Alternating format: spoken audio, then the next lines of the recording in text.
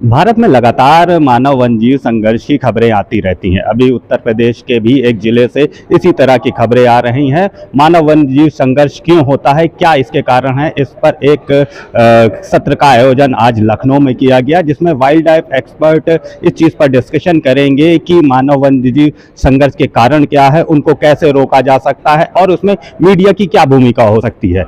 Media की भूमिका भी इन तरह के इंटरेक्शन में काफ़ी अहम होती है, क्योंकि मीडिया की हेडलाइन से ही आम लोग जान पाते हैं कि वहाँ क्या हो रहा है और उसी तरह का उनका मन बन जाता है। आइए आपको सीधे ले चलते हैं इस विशेष सत्र में। मानव वन्यजीव संघर्ष पर एक विशेष कार्यशाला का आयोजन आज लखनऊ में किया गया। इसमें वाइल्ड लाइफ एक्सपर्ट्स ने बताया कि मानव वन्यजीव संघर्ष के क्या कारण हैं, किस तरह से मानव गलतियां कर रहे हैं जो कि उनके आवासीय क्षेत्रों में पहुंचे जा रहे हैं, जिस कारण से इस तरह की घटनाएं हो रही, इनको कैसे रोका जा सकता है। इसके साथ साथ मानव वन्यजीव संघर्ष के और भी जो प्रमुख कारण हैं उन पर विस्तृत चर्चा की गई। इस अवसर पर वाइल्ड लाइफ एक्सपर्ट ने कहा कि गलतियां दोनों तरफ से हैं। मानवों की भी कई गलतियां हैं कि वो उनके रिहायशी क्षेत्रों में पहुंच जा रहे हैं और वो जानवरों के व्यवहार को नहीं समझते हैं, जिस कारण से ये ह्यूमन वाइल्ड लाइफ इंटरेक्शन होते हैं। इसके साथ साथ मीडिया की भूमिका पर भी विशेष व्याख्यान देते हुए कई वाइल्ड लाइफ एक्सपर्ट ने कहा कि मीडिया को भी ह्यूमन वाइल्ड लाइफ इंटरेक्शन पर अपने खबरों को लिखते समय काफ़ी ध्यान रखना चाहिए, क्योंकि वो जिस तरह की खबरें लिखते हैं आम जनमानस में उसी तरह की भावना व्याप्त हो जाती है।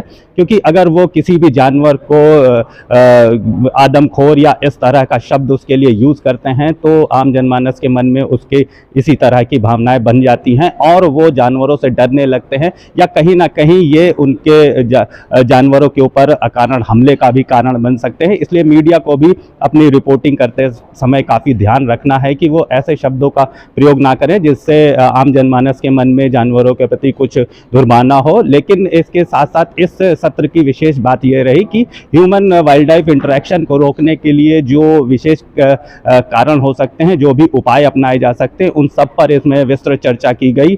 पहली बात तो यह है कि जानवर जो हैं जंगलों से निकल करके बाहर आ रहे हैं। इसकी एक बहुत सारी वजह ये भी है कि हमें ये भी देखना चाहिए कि जानवर बाहर आ रहे हैं, शहर में आ रहे हैं, या शहर जो है वो जंगल की तरफ जा रहे हैं, बढ़ते हुए फैलते जा रहे हैं। कहीं हमने उन एरियाज़ में जहाँ पे कि जानवरों ने हमेशा से अपना जो है रहवास किया है, वो एरियाज़ में आज इंसान तो नहीं पहुंच गया। हम उन एरियाज़ को तो क्लेम नहीं करने लगे जा करके कि भाई ये शहर बन गया है या ये तो वाला जो एरिया है।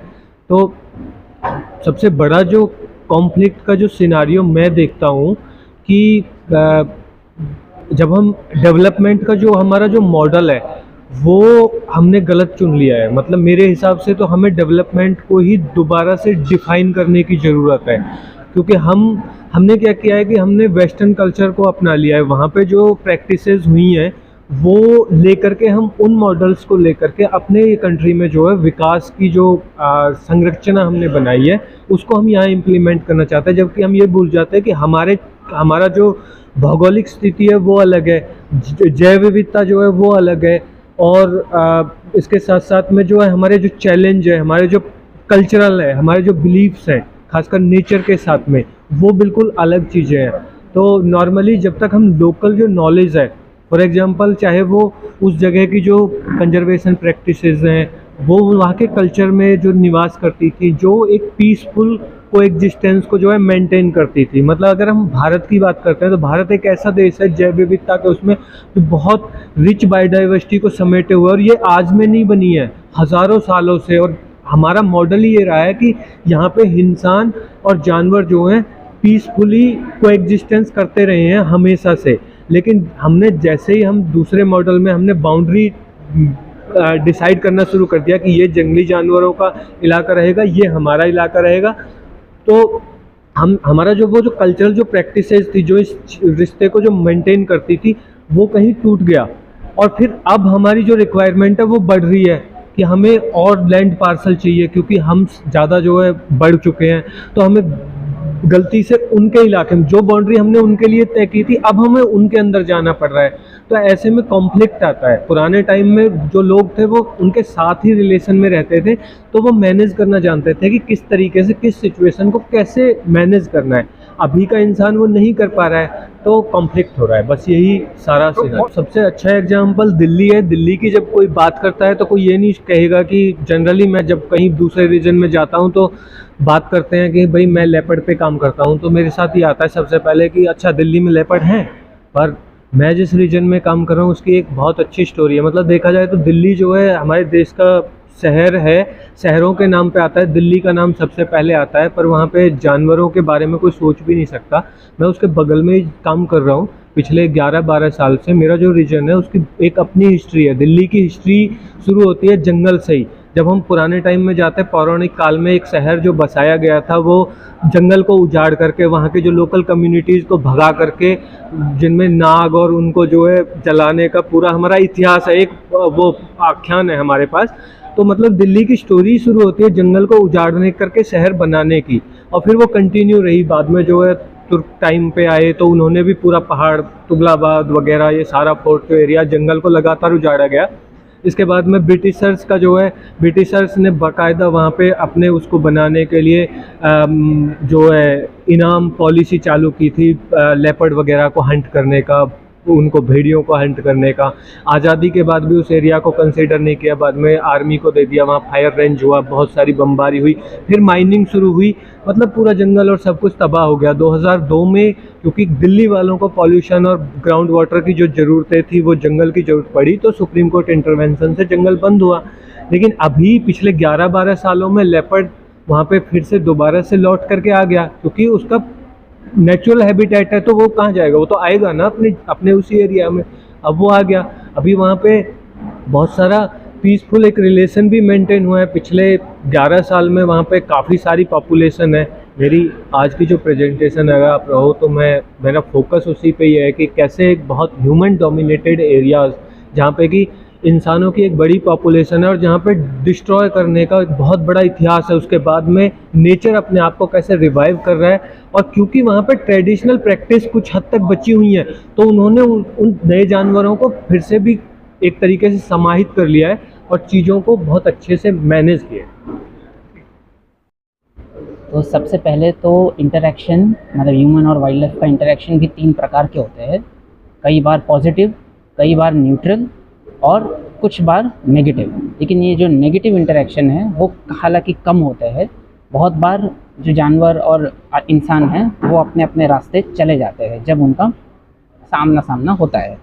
अब जैसे पॉजिटिव इंटरेक्शन की मैं बात कर लूँ तो वल्चर जो है, गिद्ध, वो जो मरे हुए जानवर है वो खा लेता है। इसके वजह से बहुत सारा फ़ायदा होता है इंसानी कम्युनिटीज़ को, क्योंकि डिजीज़ नहीं फैलता है, क्योंकि सड़ा गला मांस जो है वो चला जाता है। तो ये एक पॉजिटिव इंटरेक्शन है। ऐसे ही कई है। अब जहाँ तक नेगेटिव इंटरेक्शन है ये अपवादी होते हैं, और बहुत बार इसका कारण ये रहा है कि मतलब हम उस जगह चले गए जहाँ पे वन्य जीव का बाहुल्य है।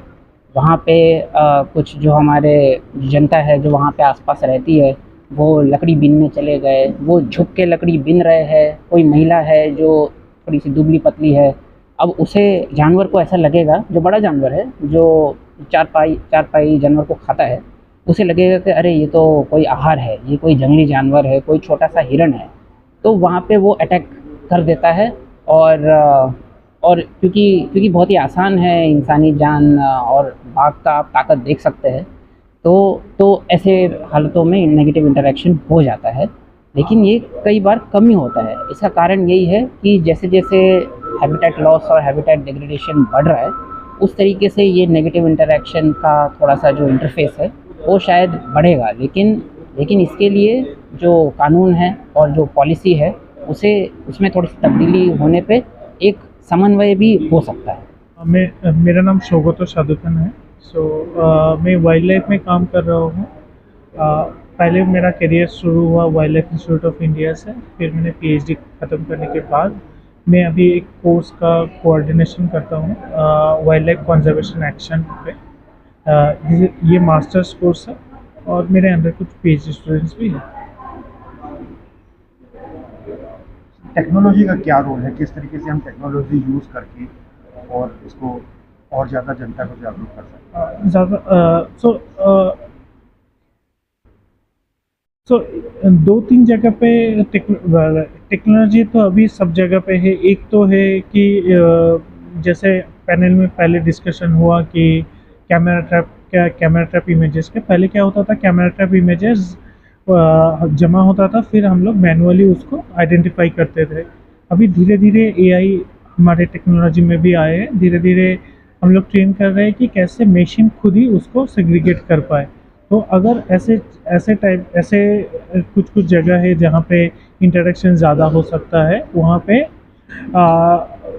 टेक्नोलॉजी के सहारे हम लोग बहुत सारे टाइम इसको आइडेंटिफाई करते हैं। और अभी ये टेक्नोलॉजी पे काम चल रहा है। और दूसरा एक टेक्नोलॉजी भी है, जैसे कि एलिफेंट, जो ज़्यादातर जगह पे एलिफेंट इंटरेक्शन के लिए यूज़ होता है। जैसे कि आपने देखे होंगे कि रेलवे ट्रैक्स में बहुत सारे एलिफेंट का डेथ होता है, तो एक फाइबर बिछाया जाता है, तो एलिफेंट जैसे ही नज़दीक आए वो फाइबर वो वाइब्रेशन को समझ के उसको वो मैसेज पहुंचाए। तो जो पायलट जो रेलवे का पायलट रहते हैं, तो वो ट्रेन को स्लो कर देते हैं। तीसरा और एक चीज़ मैं ज़रूर बताना चाहूँगा, रेडियो कलरिंग। अभी हम लोग बहुत रेडियो कलरिंग करते हैं। तो एक इंसिडेंट हुआ था कि बहुत सारे टाइगर को रेडियो कलर किया गया था। एंड मीडिया में भी बहुत सारे टाइम ये आता है कि रेडियो कलरिंग की वजह से टाइगर या कोई भी एनिमल मर जाता है, बट रेडियो कलरिंग की वजह से एक्चुअली चीज़ें बाहर आता है। तो एक बार 8 टाइगर को कलर किया गया। Wild life institute of India ने 8 टाइगर को कलर किया नागपुर रीजन में। तो उनमें से 4 टाइगर का डेथ हो गया कि इलेक्ट्रिक्यूशन की वजह से। तो ये सब चीज़ बाहर आता है ये रेडियो कलरिंग की वजह से। और जो कॉरिडोर की बात बोला गया, तो जैसे जैसे हमारा अभी हैबिटेट छोटा होता गया टाइगर का, तो क्या होता है, तो अभी टाइगर छोटा छोटा हैबिटेट रहेगा, तो टाइगर वो हैबिटेट के बीच में मूव करेगा। तो अभी जब रेडियो कलर्ड टाइगर या रेडियो कलर्ड एनिमल रहेगा, तो हमें पता चल जाता है कि एनिमल का मूवमेंट कौन से एरिया से ज़्यादा है, तो हम लोग उस हिसाब से उस एरिया में ज़्यादा प्रोटेक्शन दे सकते हैं और मिटिगेशन मेजर ले सकते हैं। तो मीडिया रिपोर्टिंग के लिए मैं निजी तौर पे ये समझता हूँ कि क्योंकि मीडिया प्रोफेशनल्स की ट्रेनिंग उस तरीके से की गई रहती है उनके इनिशियल टाइम पे, जब वो नए अपने करियर को चुनते हैं, जब इसमें उतरते हैं, तो ट्रेनिंग इस तरीके से रहती है कि उसको किस तरीके से थोड़ा अच्छे तरीके से, क्रिएटिव तरीके से और सजा बजा के आप लिखेंगे किसी भी चीज़ को। जब हम वाइल्ड लाइफ की बात करते हैं, तो देखिए लोगों के जहन में वाइल्ड लाइफ का जो परसेप्शन है, जो उनका नज़रिया है, वह फ्रेजाइल है, बहुत एकदम ऐसे पतली डोर से एकदम वो जुड़ा हुआ है, जिसको आप बहुत आसानी से तोड़ सकते हैं अगर आपने कुछ भी थोड़ा सा भी घुमा फिरा के चीज़ों को कह दिया या थोड़ा सा भी नेगेटिव तरीके से चीज़ों को कह दिया। तो कोई भी ऐसा न्यूज़ जो कि इस तरीके किसी नेगेटिव इंसिडेंट्स को कवर कर रहा है, जहाँ पर किसी भी तरीके की किसी की मृत्यु हुई है या कहीं अटैक हुआ है, तो उसमें हेडलाइन मैं ये समझता हूँ एक तो अपने आप में वो उसका कारण भी स्पष्ट कर दे। कि जैसे हमने आपको एक उदाहरण दिया था कि अगर हाथी ने कहीं लोगों पे मस्त के कारण या मतवालेपन के कारण किसी 3-4 लोगों पर अटैक किया या किसी की जान चली गई, तो उसको लिखने का तरीका ही ऐसा होना चाहिए कि मस्त के कारण हाथी ने 3-4 लोगों की, या दुर्घटनावश मतवाले हाथी ने 3-4 लोगों की जान लिया, कुछ इस तरीके से। यहाँ पे जान ली भी नहीं, अगर वो उसका हो सके कि इसके कारण मृत्यु हुई, तो ये सब कुछ चीज़ें बस शब्दों की हेरा फेरी थोड़ी सी एक बदल के अगर आप उसको प्रेजेंट करें, तो वो काफ़ी उस चीज़ पे अच्छा एक वो डाल सकता है। देखिए, ये जो भेड़िए का वहाँ पे एक काफ़ी महीने से चल रहा है, 2-3 महीने से, तो हर कॉन्फ्लिक्ट का एक अलग उसके पीछे कारण होते हैं। हमारे पूर्व के वक्ताओं ने बहुत कुछ बताया है। तो ये निर्भर करता है कि कौन सा जानवर है और उसका वहाँ पे क्या प्राकृतिक आवास है। तो उस वजह से उसके कई कारण हो सकते हैं, जो कि एक शोध का विषय है और उस पर लोग काम कर रहे हैं। तो भेड़ियों की जो घटना है वो उत्तर प्रदेश में ऐसा नहीं कि कोई पहली बार हुआ है, ये कई बार पिछले सालों में भी हो चुका है, पिछले दशकों में। तो ऐसा माना जा रहा है कि कोई उनके व्यवहार में परिवर्तन आया है या किसी वजह से इस तरीके से घटना प्रकाश में आ रही है। सर, लखीमपुर खीरी में काफ़ी लंबे समय तक आप काम करते रहे हैं, तो जो जानवरों का जो नेचर है और ह्यूमंस का जो नेचर है, दोनों में अंतर है, ज़्यादातर आदमी समझ नहीं पाते। क्या कहना चाहेंगे? देखिए, जो अगर हम किसी अपने सामने वाले के व्यवहार को समझ जाएं तो हमारी ज़िंदगी बहुत आसान हो जाती है। तो इसी तरीके से जो लखीमपुर खीरी के आसपास के जो लोग हैं या कम्युनिटीज़ हैं, तो और वहाँ पे कई सारे प्रोटेक्टेड एरियाज़ हैं। दुधवा टाइगर रिज़र्व है और बगल में लगा कतन्या घाट वाइल्ड लाइफ सेंचुरी है। उसके बाद पीलीभीत का और जो बीच का हिस्सा है गन्ने की खेती बफर जोन है, साउथ खीरी वन प्रभाग है। तो हर जगह टाइगर का और लेपर्ड का प्रेजेंस है। तो लखीमपुर खीरी एक ऐसा ज़िला है जो काफ़ी बड़ा ज़िला है और 80% वहाँ पर गन्ने की खेती है और बहुत सारे कॉरिडोर हैं, नदियाँ 2-3 हैं। तो उस वजह से वहाँ कुछ ना कुछ घटनाएं आपको सुनने को मिलती रहती हैं। तो वहाँ के लोग मतलब हम लोगों ने ऐसे एग्जाम्पल सेट किए हैं कि लोगों को वन्यजीवों के व्यवहार के बारे में पता है और उनको ये भी पता है कि हमको क्या करना चाहिए, क्या नहीं करना चाहिए। तो उसका पालन वो लोग कर रहे हैं। तो एक सा अस्तित्व है उनका, वो एग्जिस्टेंस है एनिमल के साथ। और दूसरा, आज मैं आपके मीडिया के माध्यम से ये अपील करना चाहूँगा कि जैसा कि हमारे अभी पैनलिस्ट ने बताया, इसका एकमात्र जो सबसे वन्यजीव संरक्षण या मानव वन्यजीव संघर्ष रोकने की बात है, तो जागरूकता से बहुत ज़्यादा इसको जो है रोका जा सकता है। और इसमें सबसे बड़ी भूमिका मीडिया कर्मियों की है, जो स्कूल के बच्चे हैं या जनप्रतिनिधि हैं या और लोग जो जिनका काम वाइल्ड लाइफ डील करना नहीं है, तो उनके माध्यम से ये चीज़ें बहुत ज़्यादा जो है मतलब प्रभावी होंगी भविष्य में।